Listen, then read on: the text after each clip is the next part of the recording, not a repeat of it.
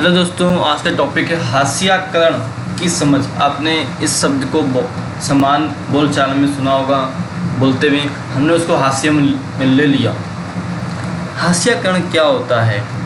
समाज के पिछड़े और वंचित समूह का समाज और राजनीतिक अवसरों से अलग थलग पड़ जाना ही हास्याकरण कहलाता है। तभी कहते हैं हास्य में ले लिया मैंने उसको मैंने अलग थलग कर दिया, उसकी मैंने ये कर दिया वो कर दिया। यही मतलब है कि इसमें समाज की बात चल रही है कि समाज के पिछड़े हुए जो वंचित समूह हैं का समाज और राजनीतिक अवसरों से जो अलग थलग पड़ जाते हैं वो बेचारे, उन्हें ही हास्याकरण कहते हैं।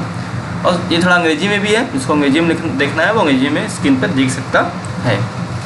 और समाज के उन 3 समूहों के नाम बताइए जो हास्याकरण के शिकार हुए। आदिवासी, मुसलमान और दलित। पहले हुआ करते थे लेकिन आज नहीं है, आदिवासी आज भी हैं। और हास्याकरण से निपटने के लिए सरकार क्या करती है? तरह तरह के कानून बनाती है जिससे उन समुदाय और लोगों को लाभ मिल सके। कई नीतियाँ बनाती है, योजनाएं बनाती है, उन्हें लागू करती है। हास्याकरण के शिकार समुदायों को क्या समस्याएं होती हैं, उनके साथ क्या समस्या हो जाती हैं? पहले से उनको भेदभाव का सामना करना पड़ता है, उनको अनेक संसाधनों से वंचित कर दिया जाता है, उनको उचित मजदूरी नहीं मिलती है, शोषण करते हैं लोग, वो अपने हक के लिए संघर्ष करते हैं बेचारे, और उनको सरकारी और सामाजिक अवसरों में लाभ नहीं मिलता है। लेकिन आज उनको लाभ मिल रहा है। आदिवासी कौन लोग हैं? आदिवासी शब्द का मतलब होता है मूल निवासी। तो वहाँ के मूल निवासी हैं दोस्तों, भाई आदिवासी हैं। ये एक ऐसे समुदाय हैं जो जंगलों के साथ जीते हैं, जागते हैं, उन्हीं के तहत रहते हैं। आज भी उसी तरह से लोग रह रहे हैं। और भारत की 8% जो आबादी है वो आदिवासी है। और आर्थिक रूप से आदिवासी क्षेत्रों का क्या महत्व है दोस्तों? देश के बहुत सारे महत्वपूर्ण खनन औद्योगिक क्षेत्र आदिवासी इलाकों में हैं दोस्तों। और इन क्षेत्रों से देश को बहुत सी खनिज और आर्थिक मदद मिलेगी। भारत में कितने आदिवासी समूह हैं दोस्तों? 500 से अधिक आदिवासी समूह हैं, याद रखिएगा। और भारत के प्रमुख आदिवासी क्षेत्र कहाँ कहाँ हैं?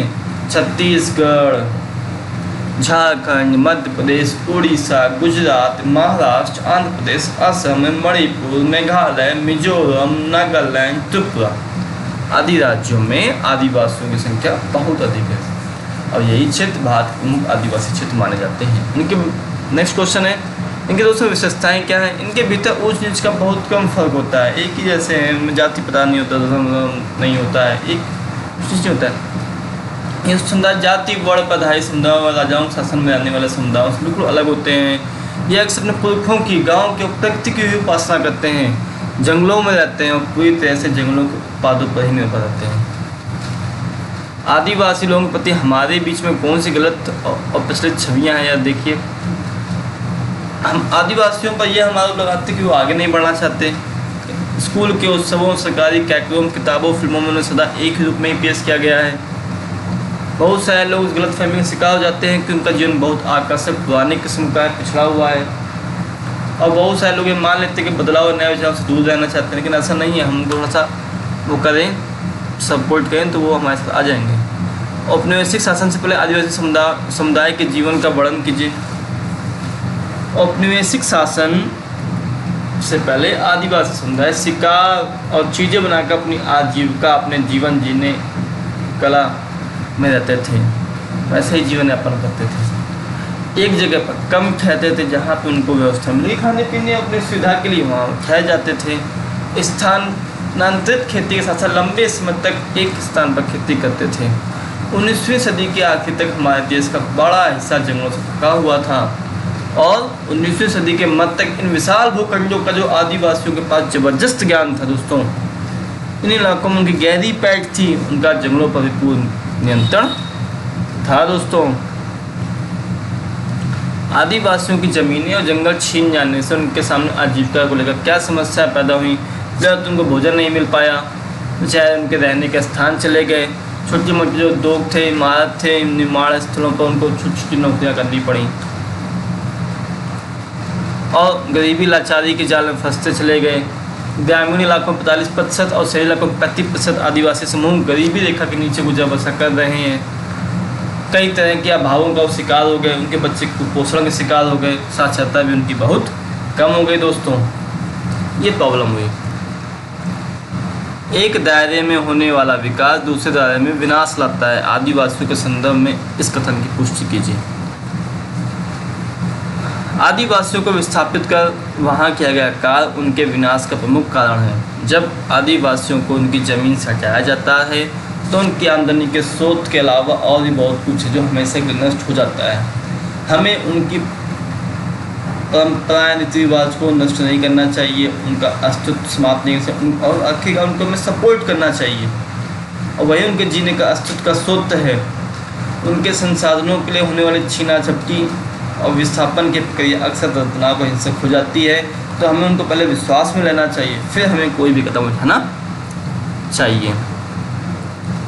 अल्पसंख्यक दोस्तों क्या होता है? अल्पसंख्यक समझ लीजिए, जिसकी संख्या कम हो वो अल्पसंख्यक कहलाता है। ऐसे समुदाय जिनकी संख्या बाकी आबादी के मुकाबले बहुत कम है, ऐसे समुदाय अल्पसंख्यक कहते हैं। ईसाई की भारत में आबादी कम है लेकिन विश्व में ज़्यादा है। जैन समुदाय, बौद्ध समुदाय, मुस्लिम की आबादी भी संसार में बहुत अत्यधिक है, भारत में भी अत्यधिक है, सेकंड नंबर पर हैं। बौद्ध समुदाय, सिख हो गए, पारसी हो गए, तो हमें ये अल्पसंख्यक असल भाषा में हमें इनको सपोर्ट करना चाहिए।